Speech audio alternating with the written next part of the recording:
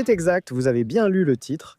Nous allons classer chaque candidat de l'histoire de Total Drama du plus gentil au plus méchant. Avec la dernière saison, on atteint désormais 100 candidats au total. Oh là là, c'est excellent. Alors, commençons.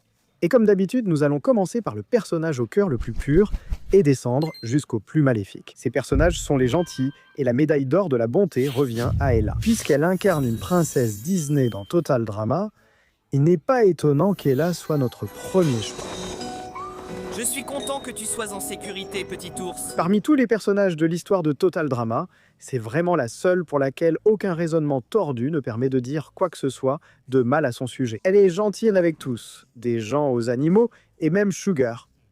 Le pire qu'on puisse dire d'elle, c'est son élimination pour avoir enfreint la règle interdisant de chanter.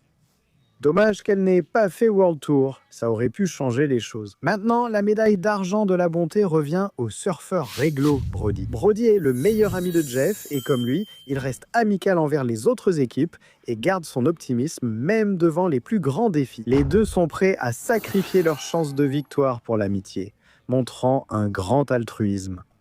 Leur lien est d'ailleurs d'une grande pureté. Ils se soutiennent toujours émotionnellement, restant soudés quoi qu'il arrive. Mais ce qui place Brody bien au-dessus de Jeff, c'est le fait que, contrairement à Jeff, il n'a pas de mini-arc de méchant qui le ferait descendre dans le classement. Il se tient donc fièrement à la deuxième place.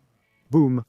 La médaille de bronze de la bonté revient à Brick, qui est peut-être le personnage le moins égoïste de toute l'histoire de la série. Bien qu'il soit compétitif, son éducation militaire a fait de lui quelqu'un qui place le respect et l'unité au-dessus de tout. Et honnêtement, à l'excès, toute personne capable de manger la cuisine de chef et de la complimenter a indéniablement vécu des choses vraiment tordues. Mais quels que soient les traumatismes que Brick a traversés, cela ne l'empêche jamais de ne jamais abandonner un soldat. Ne jamais laisser un homme derrière. Il a sacrifié sa place dans le jeu pour sauver l'autre équipe, devenant ainsi l'un des héros de la série.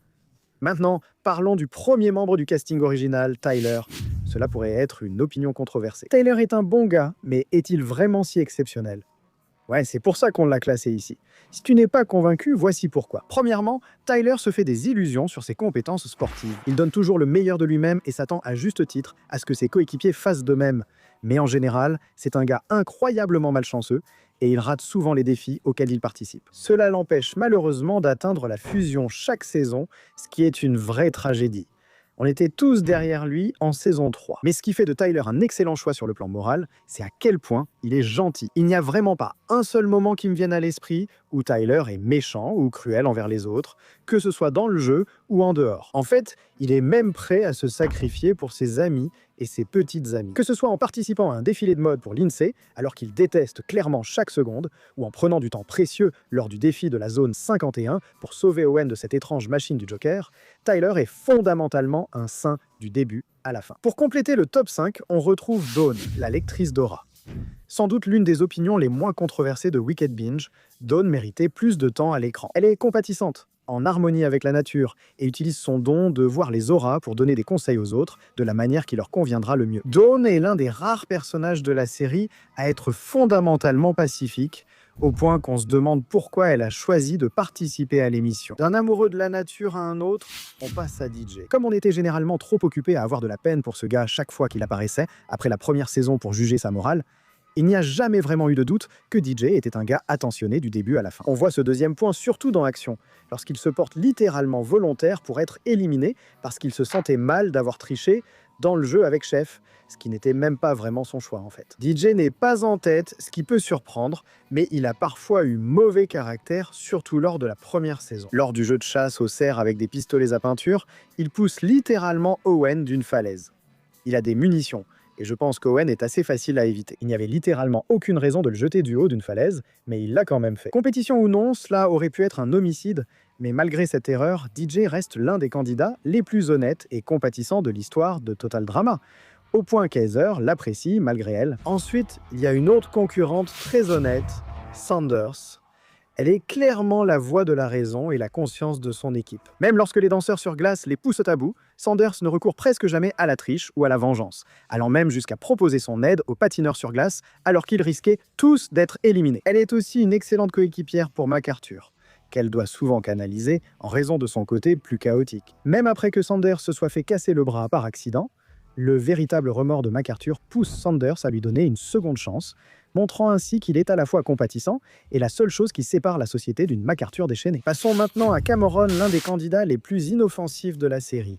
Et je le dis littéralement. Ce gamin est maigre, mais il compense sa faiblesse par son intelligence et essaie d'aider les autres. C'est l'un de ces personnages qui n'a pas vraiment de défaut et qui est prêt à tout donner dans chaque défi auquel il participe, même si son maximum n'est pas toujours très élevé. Cameron est un bon ami et un coéquipier précieux, malgré sa maigreur.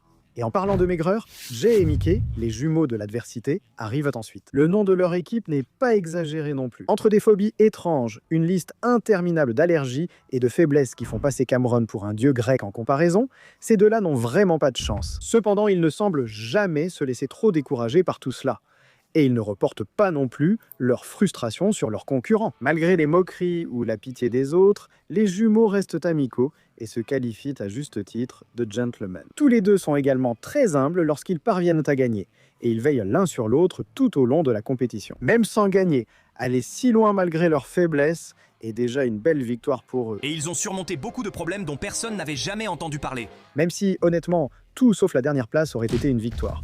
Même s'ils ne viennent pas de Redonkulus Race, le duo Wayne et Raj reste vraiment iconique. Dans les dessins animés, les athlètes sont souvent divisés en deux groupes, et heureusement, les potes du hockey sont du bon côté. Ils ont une telle boussole morale que l'idée de tricher les dégoûte. Quand MK et Julia les ont piégés pour les faire tricher, ils se sont mis à pleurer. En plus de leur honnêteté, ils partagent une forte amitié fondée sur le soutien et traitent tous les campeurs avec la même gentillesse et le même respect. Merci de m'avoir crié dessus. Dans le même esprit, Katie et Sadie ont une amitié incassable, mais pas inébranlable. Elles forment l'un des duos les plus emblématiques de Total Drama. Franchement, le pire qu'on puisse dire sur elles, moralement ou autre, c'est qu'elles peuvent être un peu agaçantes. Rappelez-vous que Justin, friand de l'attention des filles, s'est vite lassé de ces deux-là. Pourquoi n'attendriez-vous pas dans la grotte pour me laisser un peu d'intimité ? Ce n'est pas vraiment un échec moral, juste un manque de compétences sociales. Espérons que tout le monde soit d'accord pour que Zoé, la gentille fille de la saison 4, soit la prochaine. En tant que candidate plutôt basique, le stéréotype de Zoé est d'être gentille. C'est sa personnalité, ce qui n'est pas un défaut, mais il n'y a pas grand-chose à en dire. C'est une bonne amie. Elle se soucie vraiment de tout le monde autour d'elle, y compris de ses ennemis, et elle reste loyale envers Mike, malgré tout ce qui concernait Mal.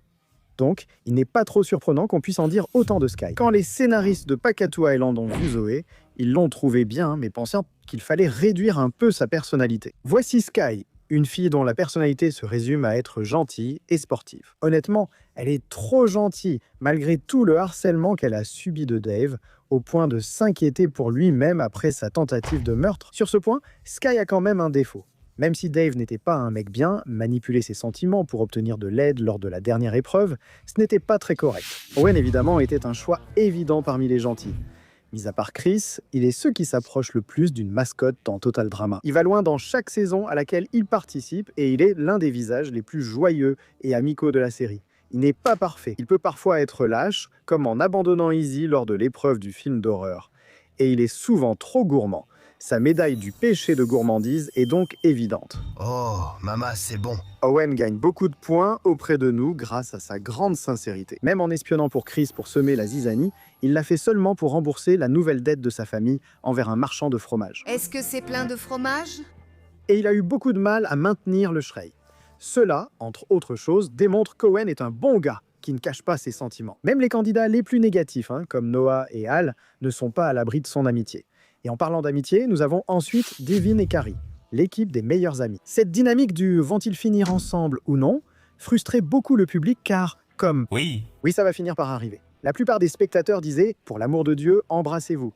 Malgré tout, ces deux-là sont vraiment bien. Bien sûr, ils peuvent être jaloux des partenaires de l'autre et dans le cas de Devin, même des amis.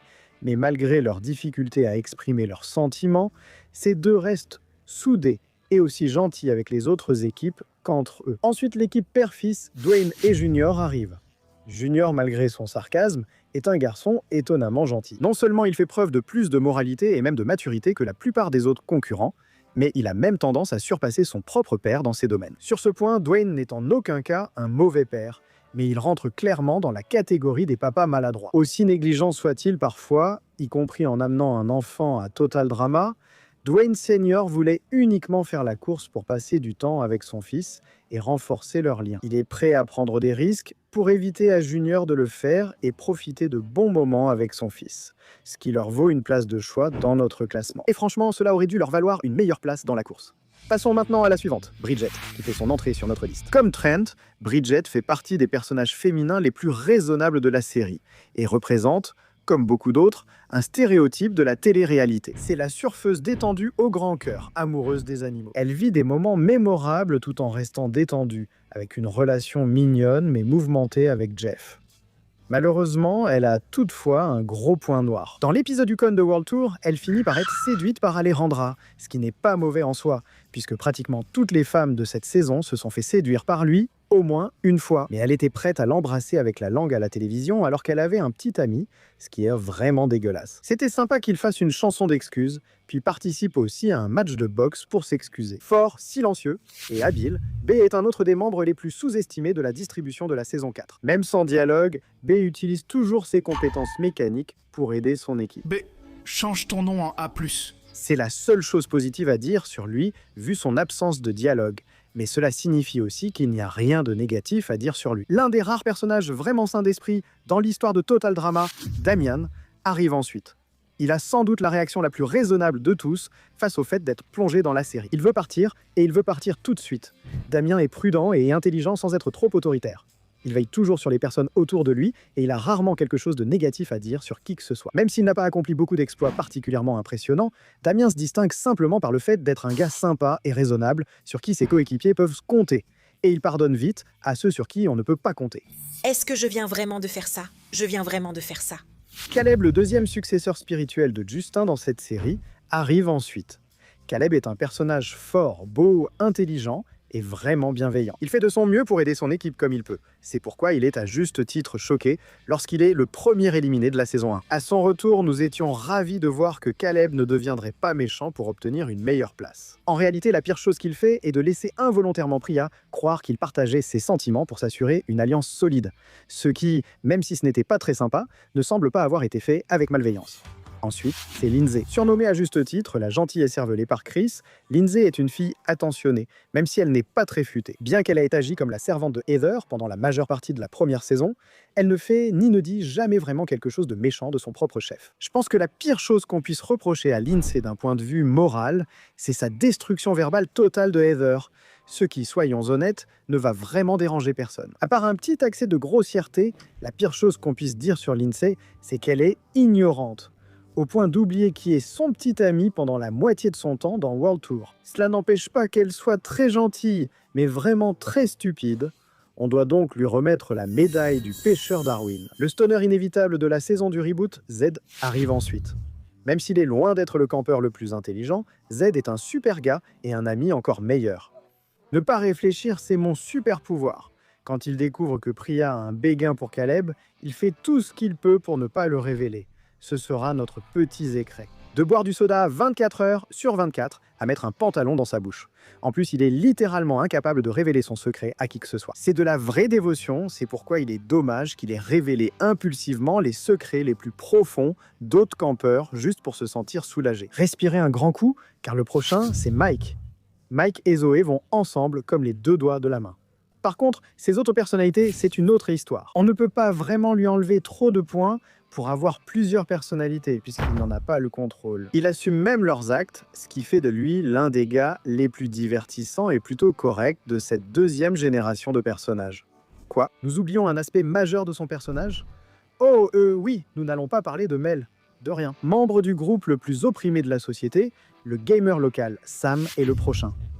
D'un côté, Sam est accro aux jeux vidéo dans tous les sens du terme. Il est un peu détaché de la réalité et n'est pas le campeur le plus utile physiquement lors des défis. Mais d'un autre côté, il fait de son mieux, et malgré un certain manque de compétences sociales, c'est un gars sympa. Sans parler de ses compétences assez surprenantes avec les filles. Sa capacité à séduire une supermodèle par sa personnalité inspire les gamers introvertis du monde entier.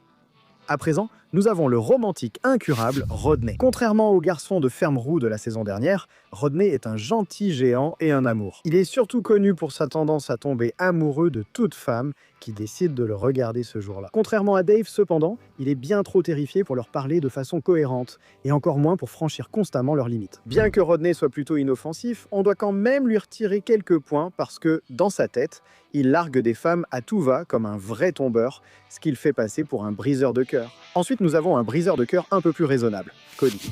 Mis à part sa soif inextinguible pour Gwen, Cody est généralement un gars plutôt détendu. Comme Harold, il s'entend avec presque tous les campeurs et c'est le seul autre garçon prêt à être ami avec Heather, montrant sa tolérance. Cela dit, il peut quand même être un peu glauque envers Gwen. Il essaie de prendre une photo avec elle pendant qu'elle dort ou de lui demander de sortir son épipène de sa poche pour lui. Ouais, c'est un peu dégoûtant, mec. Tu as tenté et échoué. Pour l'amour de Mr. Coconut, arrête de gaspiller tes chances. Maintenant, voici le véritable prétendant de Gwen dans la saison 1, Tran. Un autre exemple classique d'assassinat de personnage dans Total Drama. Tran est passé d'un gars cool et posé dans la première saison à un quasi-harceleur dans la deuxième saison. Je suppose que moralement, le pire qu'on puisse dire sur Trant, même à ce moment-là, c'est qu'il sabote sa propre équipe pour plaire à sa nouvelle copine. Certes, ce n'est toujours pas bien, mais comparé à toutes les choses horribles que certains autres candidats ont faites, c'est plutôt léger. Dans World Tour, lors d'une brève interaction dans un des épisodes Aftermath, toute rancune entre eux semble dissipée. Emma et Kitty, probablement les meilleurs personnages de Redonkulus Race, arrivent ensuite.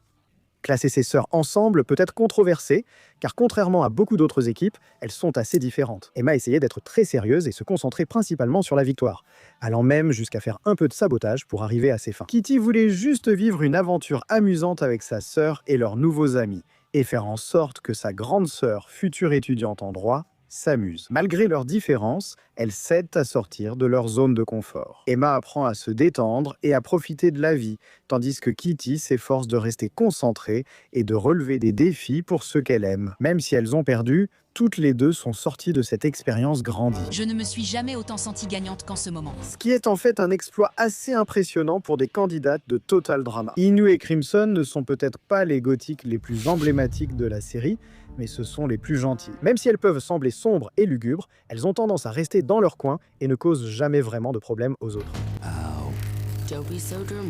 Malgré leur réticence envers tout ce qui est mignon, elles finissent par adopter un lapin nommé Loki, après avoir perçu son obscurité, et lui offrent un relooking gothique. Elles sont polies et forment un couple heureux et équilibré et peuvent s'accepter sans maquillage, même si elles préfèrent éviter. Elles prouvent qu'il ne faut pas juger un livre sur sa couverture, même en télé-réalité.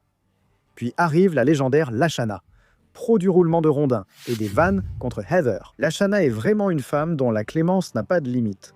Preuve numéro 1, elle n'a pas poursuivi les producteurs pour l'injustice totale de son élimination dans Island. Preuve numéro 2, pratiquement tout le reste. Elle a ses défauts, comme son tempérament explosif qui la pousse à chercher la bagarre ou à agresser d'autres candidats, ainsi que sa tendance à les critiquer dans leur dos. Mais au final, Lashana ne finit jamais comme la méchante. Quand elle fait du tort à ses camarades, elle fait ce qu'il faut pour se racheter. Quand ils se nuisent, elle prend souvent leur défense en premier. Quand elle soupçonne que Tran a trompé Gwen avec Heather, par exemple, elle rassemble immédiatement tous ceux qui restent sur l'île pour voter contre lui, pour faire virer de l'île son derrière de supposés tricheurs. Il ne fait aucun doute que Lashana se soucie vraiment des gens autour d'elle, et même si elle fait quelques faux pas de temps en temps, Tu dois apprendre une petite chose qu'on appelle le respect. cela compte beaucoup dans le contexte d'une émission de télé-réalité. Maintenant, portez votre attention sur notre prochain personnage, Dakota. Alors qu'elle commence comme une fille riche, gâtée typique, Dakota devient une meilleure personne grâce à l'amitié qui se transforme en romance avec Sam, et grâce à un travail acharné sur l'île, rempli de déchets toxiques. Honnêtement, le fait que Chris soit encore en vie et même riche, après l'avoir muté de façon irréversible, témoigne de la grande clémence de Dakota. Nous allons donc lui accorder quelques points de plus. Nous avons déjà évoqué Sam, alors parlons de Sammy, l'un des personnages les plus pitoyables de la série. Toute son histoire tourne autour du fait qu'elle est harcelée par sa sœur. Malgré le fait qu'elle soit une personne plutôt correcte, Amy arrive toujours à la faire passer pour une mauvaise personne. Finalement, Sammy finit par craquer et empoisonne sa sœur pour qu'elle soit éliminée à sa place. Est-ce mal? Oui! Est-ce que je vais faire semblant d'avoir eu de la peine pour Amy une seconde? Non. Mais revenons au casting original avec Beth. Beth, tout comme Lindsay, est gentille et se retrouve dans une alliance avec Heather lors de la première saison. Contrairement à Lindsay, cependant, Beth tient tête à Heather assez rapidement et en conséquence, elle se fait éliminer tout aussi vite C'est vraiment dommage. Elle paraît être l'une des candidates les plus sincères et les mieux intentionnées de la première saison.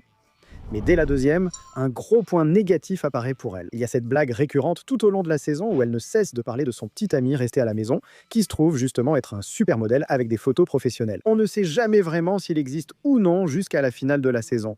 Moment où il apparaît et confirme qu'il est bien le petit ami de Beth. Tant mieux pour elle, mais cela montre aussi que la décision de Beth de fréquenter d'autres candidats pendant la compétition signifiait qu'elle trompait ouvertement et sans gêne son petit ami à la télévision en direct. Brady et moi n'étions pas faits pour être ensemble. Il y a eu beaucoup d'assassinats de personnages dans la salle des scénaristes de Total Drama, mais Jeff est vraiment dans une toute autre catégorie. Dans la première saison, le pire qu'on pouvait dire de ce gars, c'est qu'il suivait les autres garçons dans leur harcèlement de Harold, ce dont même DJ n'est pas totalement innocent. Ce véritable fêtard est un gars vraiment sympa qui s'entend avec à peu près tout le monde. Jusqu'à la saison 2, où il endosse le rôle d'animateur de l'Aftermath et devient un mini-Chris lorsqu'il laisse le pouvoir lui monter à la tête. Il torture les candidats pour divertir, mais heureusement, Jeff n'agit pas comme un crétin très longtemps.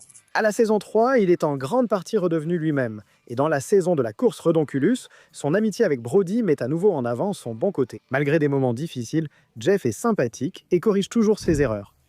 L'expert en survie à l'apocalypse zombie, Sean, suit. Considéré comme le meilleur campeur de l'île Pakatu, Sean se distingue comme l'un des plus sains d'esprit du groupe, ce qui est notable pour un passionné paranoïaque de survie à l'apocalypse zombie. Mais ce n'est pas un mauvais gars. Il est juste un peu imprudent et trop paranoïaque à propos de l'idée d'une apocalypse zombie. Je suppose que même ça a un côté altruiste, donc on va lui donner une place correcte. Passons à Jasmine. Ce stéréotype australien ambulant partage la passion de survie de Sean. Mais au lieu d'être une experte des zombies trop préparée, c'est une personne pratique, athlétique et connaisseuse de la nature qui guide son équipe à travers la plupart des défis. Elle a aussi montré qu'elle pouvait être mesquine parfois. Par exemple, après avoir poussé Sean à se dépasser lors d'un défi, elle s'est fâchée contre lui parce qu'il l'avait battu et lui en a voulu plusieurs épisodes. Ce n'est pas la pire chose que quelqu'un ait faite, mais c'est quand même assez agaçant. Ensuite, nous avons Rock et Spud des Rockers dans Redonculus Race. Même s'ils ne sont pas toujours sur la même longueur d'onde et peuvent s'agacer mutuellement, il est clair qu'ils partagent un lien fort et une véritable amitié. Rock est le cerveau et la personnalité du groupe, tandis que Spud est paresseux, un peu lent et parfois égoïste, mais reste gentil. De plus, Spud finit par comprendre qu'il ne peut pas mettre toute la responsabilité de gagner les défis sur les épaules de Rock. Et il essaie vraiment d'être un meilleur partenaire. L'amélioration de soi est essentielle. Même sans gagner, ils ont traversé le jeu en devenant meilleurs et plus proches. Maintenant, alors que nous approchons de la fin de notre section positive, nous avons les passionnés de jeux de rôle grandeur nature, Léonard et Tammy. L'un des rares candidats qui a même amusé Chris, Léonard est probablement le personnage le moins efficace de toute l'histoire de la série. C'est un passionné délirant de donjons et dragons qui se prend pour un sorcier au pouvoir mystique, mais s'il en a, il est vraiment mauvais pour s'en servir. Malgré qu'il soit un mauvais coéquipier, ce n'est pas une mauvaise personne. Il essaie sincèrement d'aider, et même s'il n'a absolument rien appris lors de son retour dans la course Redonculus, il reste quand même assez correct. Je t'aime, magicien. Il a aussi un ami, tant mieux pour lui.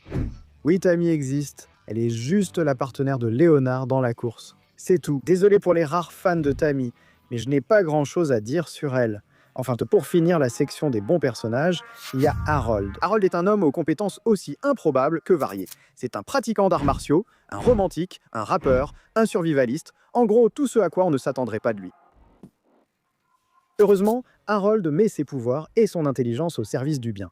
Il soutient ses coéquipiers durant la première saison et sauve l'équipe de la noyade lors du défi du film Catastrophe dans Action. Il a ses moments peu reluisants, comme lorsqu'il sabote Courtney à cause du harcèlement constant de Duncan, mais dans l'ensemble, cela n'enlève pas le fait que c'est globalement un type bien. De son dévouement envers Lashana, qu'il ne fréquente pas officiellement, au fait d'être un des 2 seuls campeurs à voir Heather comme ami. Harold est sûrement l'un des gars les plus sincères de Total Drama, mais assez de compliments pour l'instant. Augmentons l'audience en donnant au public ce qu'il veut, des personnages dans la zone grise. Et j'ai le sentiment que ce sera un choix qui divisera, mais nous avons décidé de placer Priya juste en dehors de la catégorie des gentils. Dans l'ensemble, c'est une très bonne personne. Elle est compétitive, mais aussi altruiste, amicale et compatissante. Elle est aussi indulgente, comme le montre son amitié avec Millie, qui a persisté malgré la trahison qu'elle a ressentie en découvrant ses recherches. Alors pourquoi est-elle si bas dans le classement? Comme l'a dit Chef Hatchet, cette fille a fait une tentative de meurtre. C'est grave et ce n'est pas exagéré. Après avoir découvert que Caleb avait commencé son alliance avec Priya parce qu'il voulait avoir une chance de gagner, Priya, au lieu de laisser Caleb s'expliquer, en vient à lui lancer un rocher lors du défi suivant et admet pratiquement que c'était destiné à le tuer. Tu as fait ça exprès? Pour des raisons légales, je dirais. Non. Pour son refus d'écouter, il mérite la médaille du centre de la colère. Rappelez-vous les enfants, aucun chagrin d'amour ne justifie un meurtre. Le prochain personnage est sans doute le plus neutre de la franchise. Beardo, tout comme B de la saison précédente, n'est pas très bavard. C'est essentiellement un jukebox ambulant qui utilise son talent pour faire des effets sonores afin d'aider son équipe. Maintenant, je sais ce que vous pensez. En quoi est-ce utile? Et c'est une bonne question, ça ne l'est pas. Le gars court au ralenti lors d'une épreuve de vitesse. Pas étonnant qu'il ait été éliminé en premier. Le bruit de mort de Pac-Man était une touche amusante. Millie, la chercheuse locale de la génération Z, arrive ensuite. Parmi les campeurs malhonnêtes, elle est l'une des moins problématiques, mais cela ne signifie pas qu'elle soit innocente. Elle est sur l'île uniquement pour étudier l'échec de sa génération, ce qui est déjà condescendant, sans parler des sentiments blessés que cela cause. Bien qu'elle soit capable de s'excuser et de devenir amie avec Priya, elle prouve dans la saison 2 qu'elle a certaines tendances douteuses. Surtout, elle trahit la confiance de Damien, à qui elle avait promis le toboggan à 1 point. En fait, elle l'a poussé sur le toboggan à 4 points, l'une des attractions de Total Drama qui aurait tué n'importe qui d'autre qu'un personnage de dessin animé. À ne pas confondre avec la jumelle de Redonculus Race, Emma est un cas intéressant. On pourrait la résumer comme une sorte d'archétype de l'ex-petite amie folle, et à première vue, ça a du sens. Elle tente à plusieurs reprises de nuire à Chase durant la saison. Oh oui, parce que j'aime te voir souffrir. Refuser de le manipuler émotionnellement, malgré les encouragements de Bowie, ne lui rapporte guère de bons points de karma. Cela dit, Chase a coupé les freins de sa voiture et a refusé de s'excuser pour ça. Donc s'il y a bien quelqu'un qui mérite le traitement de l'ex-fou, c'est lui. Viennent ensuite les génies, Elodie et Marie. Fidèles à leur nom, ces étudiantes brillantes comptent sur leur intelligence pour gagner la compétition. Sachant cela, on pourrait croire qu'elles auraient choisi un nom d'équipe plus original. Ironiquement, leur intelligence est devenue leur faiblesse, car elles planifiaient et réfléchissaient le trop. Pourtant, chose étrange, elles ne sont pas vraiment découragées par leur élimination. Elodie allant même jusqu'à faire une blague autodérisoire à ce sujet. C'est sans doute le meilleur exemple de la personnalité et de la moralité de ces deux-là. Elles n'essaient pas d'être gentilles ou méchantes, elles sont juste intelligentes. C'est toute leur personnalité. Tom et Jen, les blogueurs de mode, sont les prochains. 2 blogueurs de mode flamboyants et bienveillants adorent le style et lancer des tendances. Ils participent à la course pour promouvoir leur blog et faire du shopping international. Bien qu'ils commentent parfois la mode, parfois de façon impolie, ils ne cherchent jamais à s'insulter ou blesser quelqu'un. Au pire, ces deux-là peuvent être légèrement agaçants, poussant souvent des petits cris aigus lorsqu'ils sont vraiment excités par quelque chose. Ils se disputent entre eux, et en fait, ce sont littéralement juste Katie et Sadie. Dans tous les cas, malgré l'absence de défauts majeurs, ils manquent de développement et de moments où ils agissent bien. Passons à Ézéchiel. Mon Dieu, pauvre Ézéchiel. Cet homme existe juste pour souffrir. Il est éliminé en premier lors de la première saison à cause d'une remarque déplacée. Ensuite, il est encore éliminé en premier dans World Tour et devient un golem sans cervelle obsédé par le million de dollars. Ce n'est ni un gentil ni un méchant. C'est juste un gamin stupide tragiquement devenu un zombie sans cervelle. Parmi les personnages ayant suscité la soif de la génération Z pour les femmes gothiques, Gwen arrive ensuite. Gwen est la protagoniste de l'île des défis extrêmes. Dans la première saison, elle était parfois prompte à juger mais semblait correcte. Puis il y a Duncan. Oui, dans Tournée mondiale, Gwen a un peu laissé tomber sa morale. Elle devient amie avec Courtney, sachant qu'elle est avec Duncan. Et dès le lendemain, elle embrasse son copain, dans le confessionnal. À la décharge de Gwen, elle se sent vraiment mal après coup et essaie de se rattraper en renouant son amitié avec Courtney dans All Star, mais ce coup-là la place clairement dans une zone grise. Mais j'ai fait tellement de bonnes choses. Je ne suis pas une méchante. Je suis gentille. Ryan est le meilleur des deux, mais ce n'est pas un exploit. Contrairement à sa petite amie, véritable psychopathe, Ryan travaille volontiers en équipe et reste calme face à la compétition, même en cas de retard. En fait, il s'entend avec pas mal de monde pendant la course, offrant même parfois son aide à ceux qui en ont besoin, et il donne l'impression d'être un gentil géant qui garde généralement la tête froide. Ce qu'il maintient dans la zone grise, c'est tout simplement le fait qu'il peut parfois perdre son sang-froid, que ce soit en larguant Stéphanie en direct à la télévision ou en se montrant un peu mesquin envers elle et certains autres concurrents lors de futurs défis. Vu à quel point Stéphanie est maltraitante, on ne lui en tiendra pas vraiment rigueur. Anna Maria arrive ensuite. De loin, elle reste assez correcte, je suppose. Elle embrasse sans scrupule le petit ami d'une autre, et pique une crise si tu lui décoiffes les cheveux. Mais ne touche pas aux cheveux. À part ça, elle donne vraiment l'impression d'être un personnage égoïste mais inoffensif. Bien qu'elle ne fasse pas vraiment beaucoup de bien, elle ne fait pas non plus beaucoup de mal, ce qui fait d'elle l'un des personnages les plus quelconques sur le plan moral. Passons à Justin. Bien que la saison 2 ait tenté de faire de Justin un antagoniste, on a vite vu qu'il n'a pas ce qu'il faut pour être méchant. Je veux dire, il fait quelques mauvaises choses, comme manipuler les filles pour qu'elles l'aident à gagner des épreuves, trahir Harold pour essayer de conquérir le cœur de Courtney, et être un peu un coureur de jupons en général. Mais malgré tout ça, Justin ne fait jamais vraiment rien de trop grave. En dehors de ses défauts, Justin est généralement un gars plutôt sympathique. Il s'entend parfaitement bien avec les autres gars, au point qu'il a même un groupe avec Trent, Cody et Harold. Petite anecdote, selon son ancienne bio sur le site de l'émission, il comptait donner ses gains à une association pour les personnes moins attirantes. Sympa ? Plus ou moins. Quoi qu'il en soit, il mérite la médaille du centre de la fierté pour son auto-admiration. Mais revenons à Noah, qui ressemble franchement à Carlo Tentacule. Il est grincheux, arrogant, il pense qu'il est meilleur que tout le monde, et il n'a pas vraiment l'air de vouloir être ici en général. Mais à part tout ça, il n'y a rien de vraiment mauvais chez Noah. Ridonkulus Race le montre sous un angle bien plus positif. Quand il commence à avoir un faible pour Emma, il devient peu à peu quelqu'un de plus gentil et attentionné. Et même après avoir perdu, il semble l'accepter avec philosophie. Et si on se fait éliminer, j'ai quand même gagné.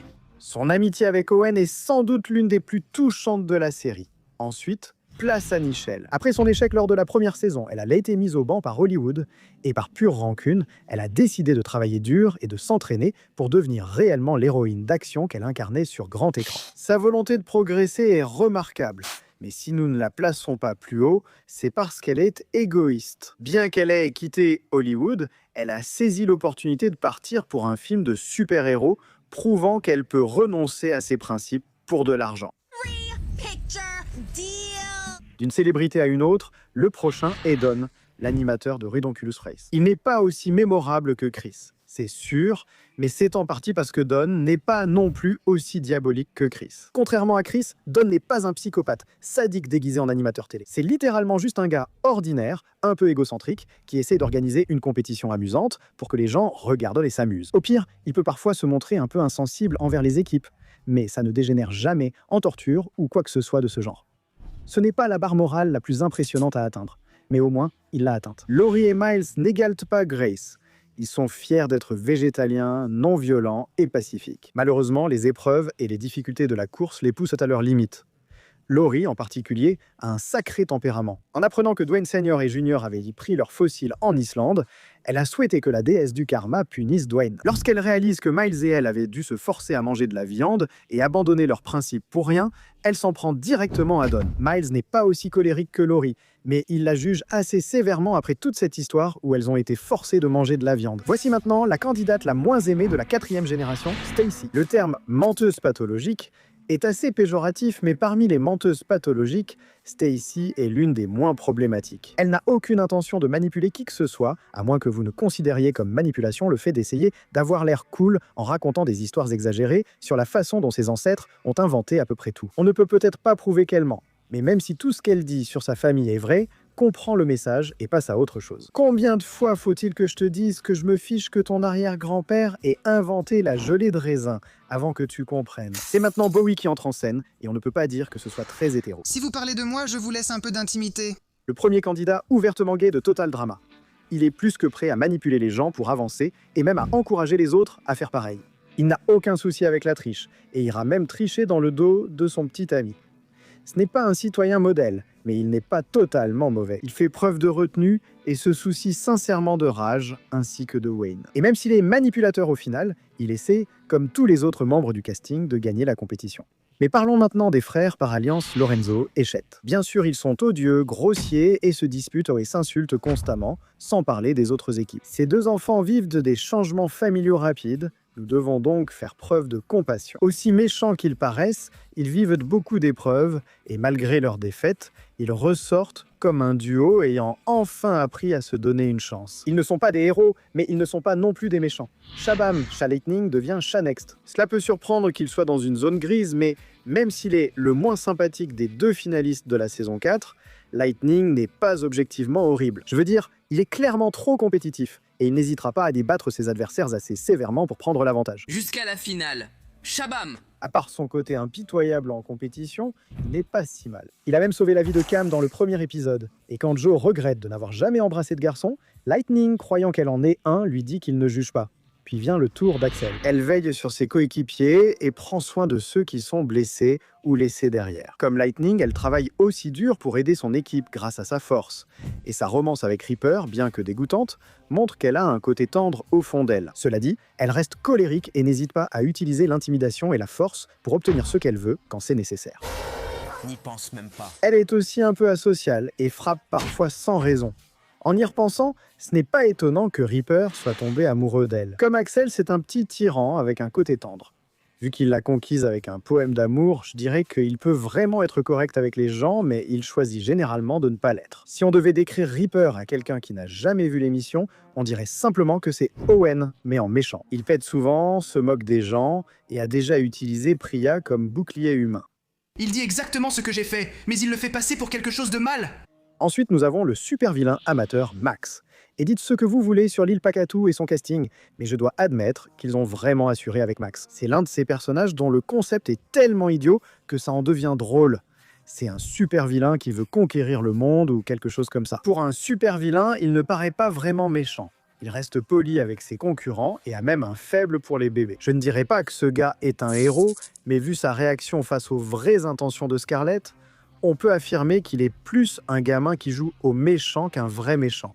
Je suis le seul véritable mal sur cette île. Ensuite, il y a la partenaire de Sanders, MacArthur, qui, comme lui, prend très au sérieux son travail et la compétition. Mais bien qu'elle soit fière de son titre de cadette de police, elle ne respecte pas toujours la loi. Si nos mots ne suffisent pas, rappelez-vous qu'à l'épreuve du venin de dragon de Komodo, elle a admis avoir fait beaucoup d'actes illégaux qui pourraient lui coûter son poste après la course. Heureusement, cela n'est pas arrivé, car après avoir accidentellement cassé le bras de Sanders, elle a promis de s'améliorer et de devenir une meilleure personne et une meilleure partenaire. C'est aussi une personne assez bien pour aider à sauver les méchants de la saison de la noyade, montrant que, quand il le faut, elle est prête à jouer le bon flic, même si ce n'est que pour un petit moment. Il y a aussi son apparition dans le reboot où elle aide Chris à mettre en danger les 5 derniers avec des chiens d'attaque, donc on ne peut pas oublier cela. Imaginez ces vieilles marionnettes des Muppets participant à la course Redonculus comme équipe rivale de tennis.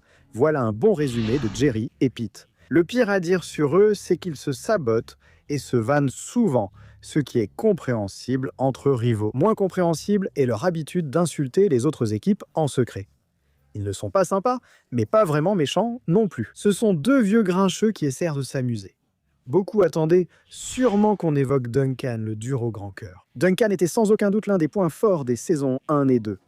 Malgré son apparence dure, Duncan se souciait vraiment des gens qui l'entouraient. Qu'il cherche à remplacer le lapin perdu de DJ pour lui éviter du chagrin, ou à construire une relation avec Courtney, c'est un peu une brute, certes, mais il s'adoucit peu à peu. Malheureusement, après la saison 2, Duncan déraille complètement. Il trompe Courtney avec Gwen sans remords, puis dans All Stars, il se sert de Gwen pour rendre Courtney jalouse, avec un désespoir douloureux. Et puis il y a aussi le petit détail où il met le feu au chalet de Chris pour prouver qu'il est toujours le mauvais garçon. Disons simplement que j'ai trouvé un moyen de rétablir la vérité. Ensuite, il y a Topher, le plus grand fan de Chris.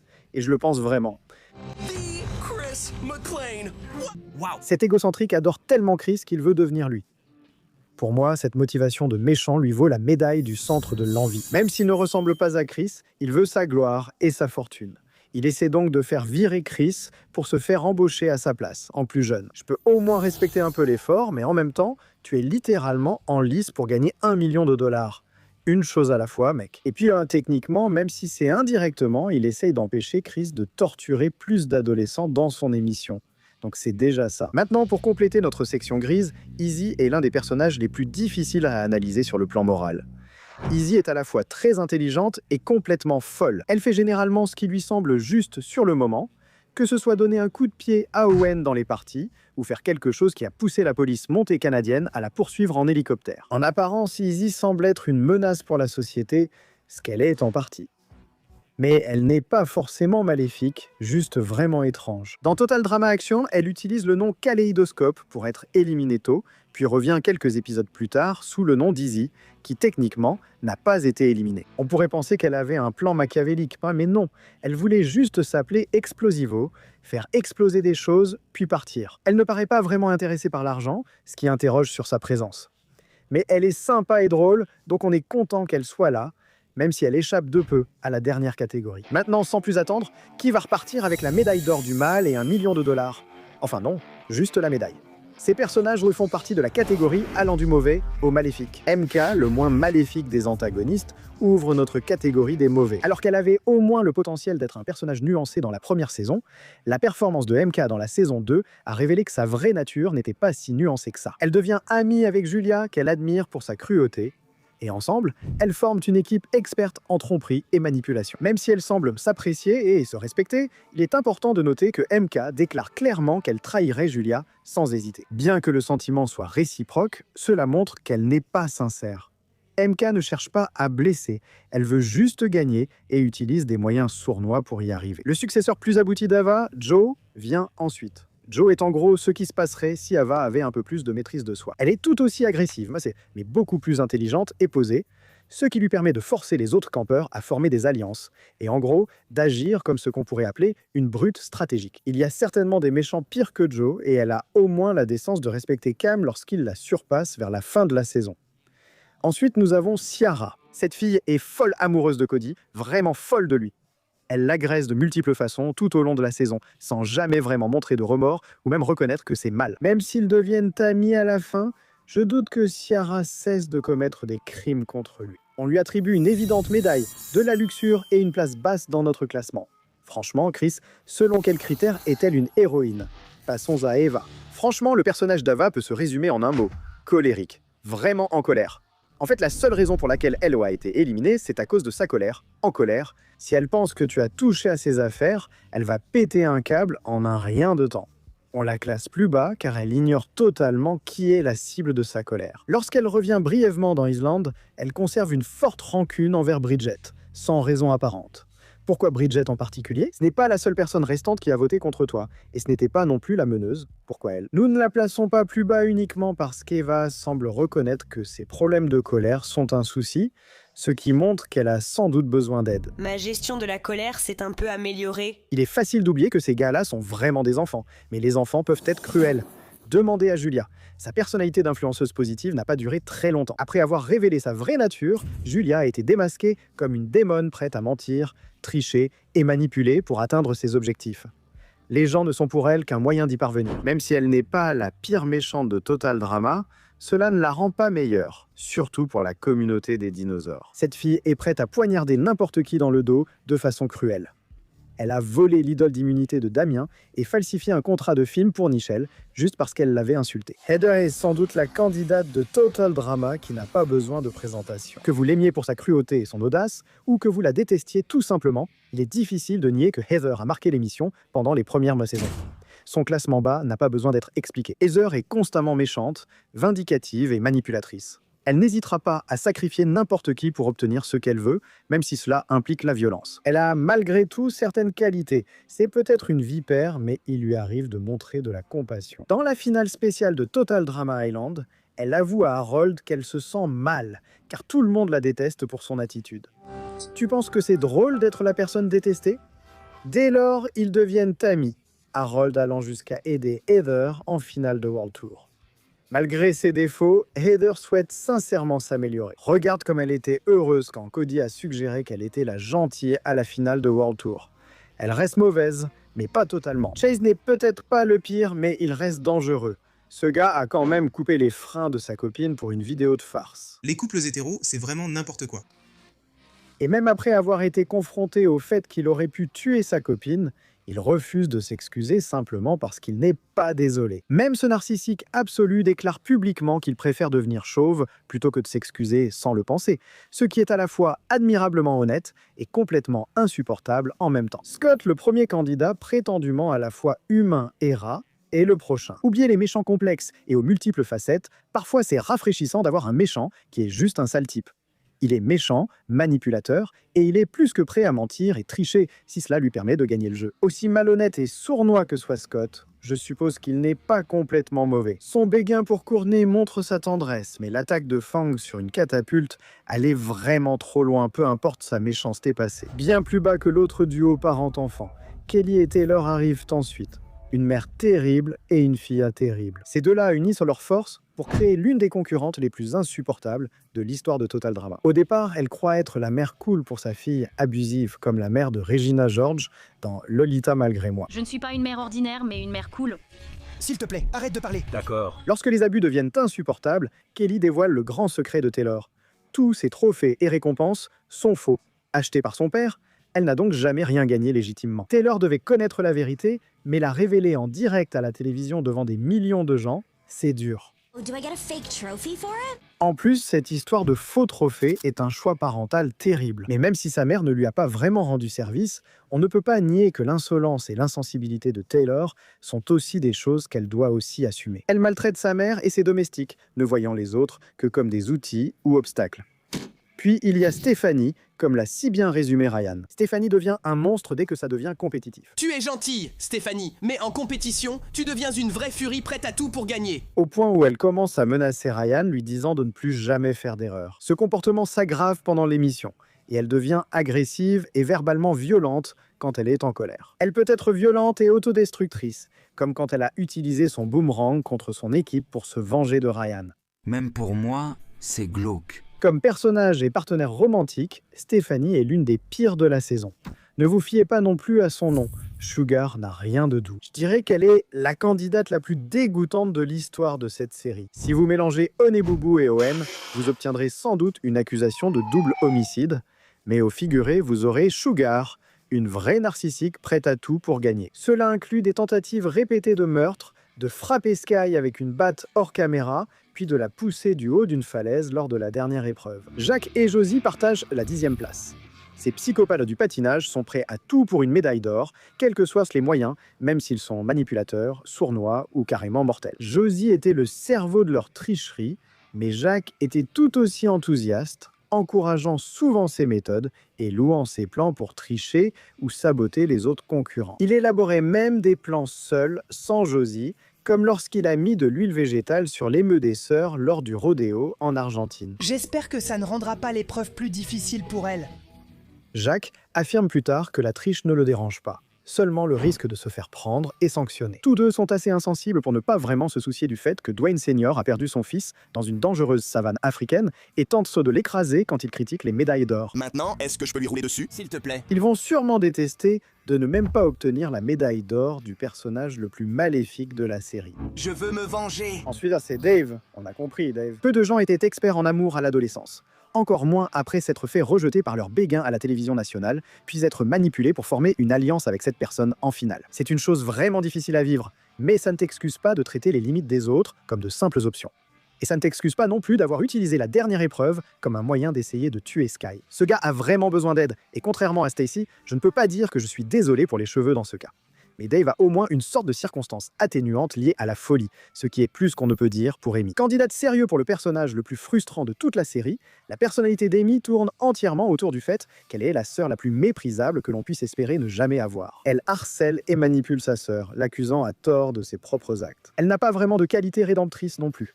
Et lorsqu'elle revient, elle n'éprouve pas la moindre once de remords pour la façon dont elle a traité Sammy, ce qui anéantit tout espoir qu'elle puisse s'améliorer en tant que personnage. Le bras droit de Chris, Chef Hatchett, arrive ensuite.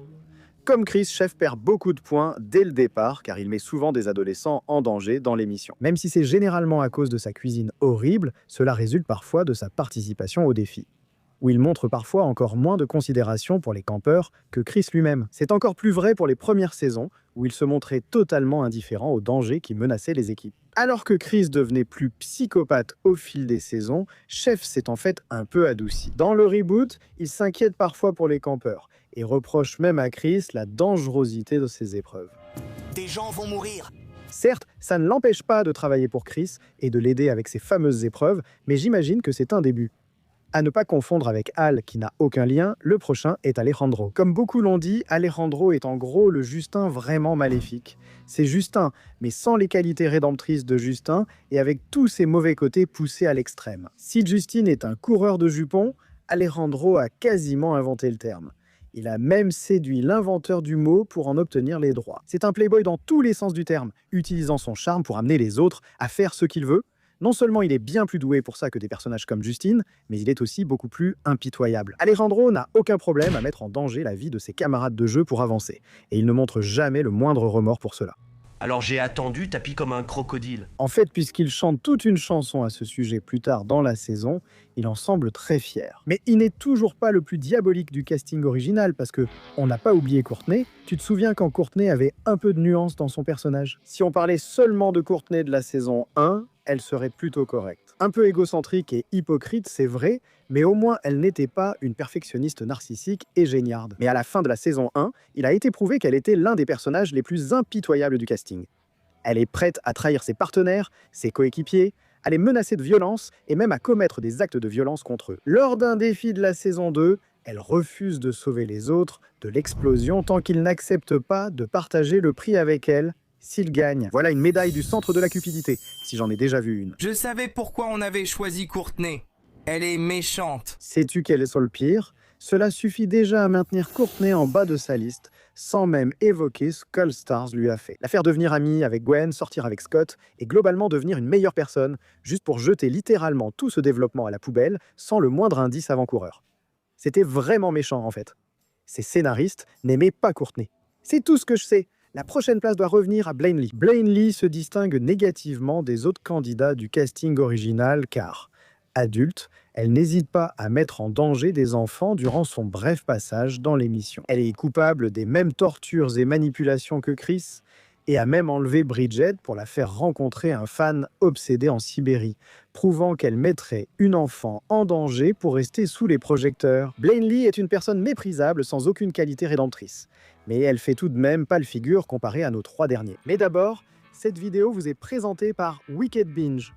Vous pouvez accéder à nos vidéos en avant-première avant tout le monde. Profitez d'emojis exclusifs et de badges de fidélité en soutenant la chaîne par abonnement. Le médaillé de bronze du mal pourrait sembler être un choix évident pour l'or, mais nous la donnons à Scarlett. Le pauvre Max n'a pas pu voler la vedette en super vilain comme il en rêvait, car Scarlett a perdu son sang-froid et dévoilé son plan. Se servir de l'explosion prochaine de l'île pour faire chanter Chris et obtenir le $1 million. De nombreux campeurs ont fait des choses louches et dangereuses pour gagner le prix. Mais seule Scarlett a menacé de commettre un meurtre de masse. Même une défense fondée sur la folie ne l'aide pas, puisqu'elle a su garder son sang-froid pendant la majeure partie de la saison, attendant le moment parfait pour révéler sa vraie nature. Mais même si elle est presque certainement la plus folle du groupe, aucune défense fondée sur la folie n'empêchera Lauren, alias Scary Girl, de décrocher la médaille d'argent du mal. Même Total Drama n'a pas supporté cette fille, éliminée parmi les 4 derniers dans les 2 saisons du reboot. Ce n'est pas compliqué à saisir, car elle montre souvent une joie sincère face à la souffrance d'autrui. Si le requin mangeait Damien, il crierait beaucoup. J'aime ça. Elle a même poursuivi Damien avec une tronçonneuse et a espionné la plupart des campeurs entre les saisons pour apprendre le comportement des enfants normaux. Parfois, à travers vos fenêtres, mais surtout depuis vos placards, pendant que vous dormiez cette nuit-là. Elle devient la première éliminée de la saison. Je parie que les squelettes dans les placards de Lauren ne sont pas juste des décorations d'Halloween. Pourquoi elle regarde ma tête? Je lui dis d'arrêter de regarder mes têtes. Le fait qu'elle soit assoiffée de sang sans remords fait d'elle un choix évident pour la médaille d'argent de la candidate la plus diabolique, malgré son temps d'antenne limité. On a une seule chance de faire bonne impression.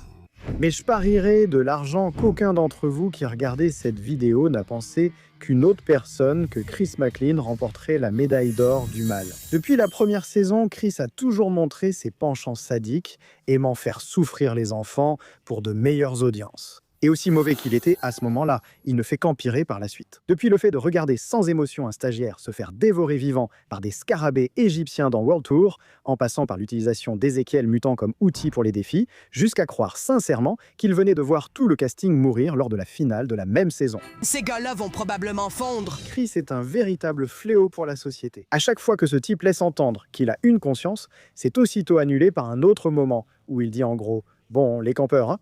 Aujourd'hui, vous allez aspirer du vrai venin de serpent avec une paille, pendant que des quarterbacks de la NFL vous cassent une côte toutes les 5 secondes.